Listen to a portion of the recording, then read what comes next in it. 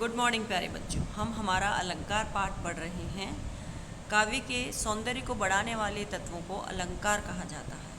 हम शब्दालंकार के भेद पढ़ रहे थे और हमने अनुप्रास और यमक अलंकार पढ़ लिया था। अनुप्रास जिसमें वर्णों की आवृत्ति होती है तथा यमक जिसमें शब्दों की आवृत्ति होती है और हर बार शब्द का अर्थ अलग अलग होता है।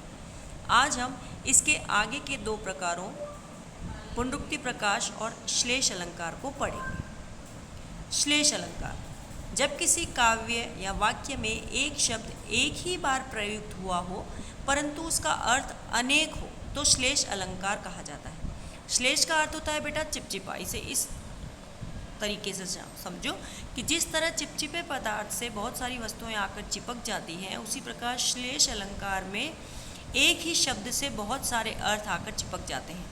एक ही शब्द के अनेक अर्थ निकलते हैं।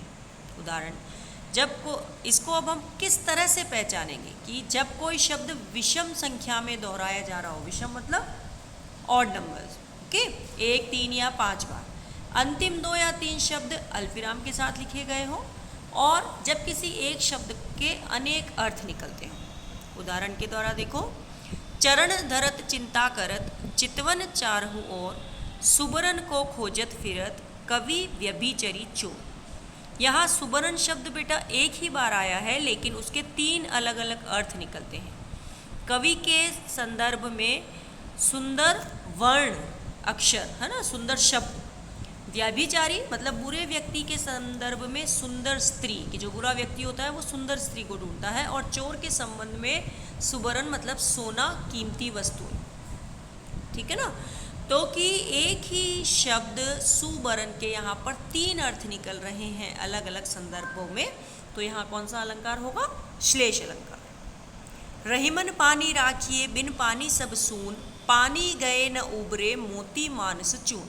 पानी गए न उबरे, यहाँ पानी शब्द एक बार प्रयोग हुआ है लेकिन इसका अर्थ 3 अर्थों में हो रहा है, मोती, मानस और चून के। मोती के संदर्भ में चमक से है, मनुष्य के संदर्भ में है उसके सम्मान, उसके इज्जत से है, और चून आटे के संबंध में पानी से है ना, कि पानी उतर जाने पर मोती का, चमक उतर जाने पर मोती का महत्व नहीं रहता। पानी मतलब सम्मान चले जाने पर मनुष्य का कोई महत्व नहीं रहता, और यदि पानी ना हो तो आटे का भी कोई महत्व नहीं होता। मतलब पानी से 3 अर्थ निकल रहे हैं। इसके और उदाहरण देखो बेटा, मधुबन की छाती को देखो सूखी कितनी इसकी कलियां, जो रहीम गति दीप की कुल कपूत गति हो, बारे उजियारो करे बड़े अंधेरो होए, है ना। अब यहाँ पर गति शब्द के 3 अर्थ हैं कि चिरजीवो जोरी जुरे क्यों न सने गंभीर, को गटी ये वृषभानुजा वे हलदर के वीर। ओके। अब हमारा अगला जो अलंकार है वो है पुनरुक्ति प्रकाश अलंकार। बेटा ये 2 शब्दों से बना है। पुनः धन उक्ति, वह उक्ति जो बार बार प्रकट हो, कि जिस वाक्य में शब्दों की पुनरावृत्ति होती है वह पुनरुक्ति प्रकाश अलंकार होता है। काव्य में क्रमशः शब्दों की आवृत्ति एक समान होती है किंतु अर्थ उनका कभी भी भिन्न नहीं होता है।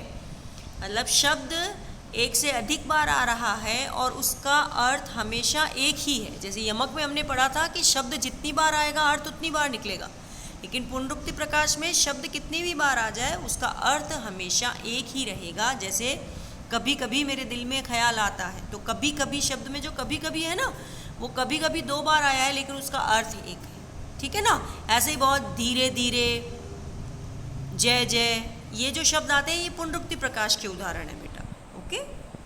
मधुर वचन कहीं कहीं परितोषी, यहाँ कहीं शब्द एक से अधिक बार आया है ना, तो सुंदरता में वृद्धि हुई है लेकिन इन शब्दों के अर्थ में कोई भी परिवर्तन नहीं है, अतः ये पुनरुक्ति प्रकाश अलंकार है। और उदाहरण देखो, लिखन बैठी जाकी सभी गही गही गर्भ गरु, आदर दे दे बोलिए बयासु बली की बेर, जूम जूम मृदु गरज गरज घनघोर, है ना। जूम जूम और गरज शब्द 2 बार आए हैं। डाल डाल अलिपिक के गायन का समा बांधा, डाल डाल, ठीक है ना।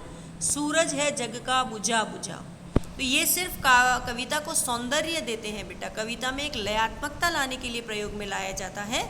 इन 2 बार प्रयोग करने से पंक्तियों के अर्थ में और शब्दों के अर्थ में कोई भी परिवर्तन नहीं होता। तो आज इतना ही बेटा।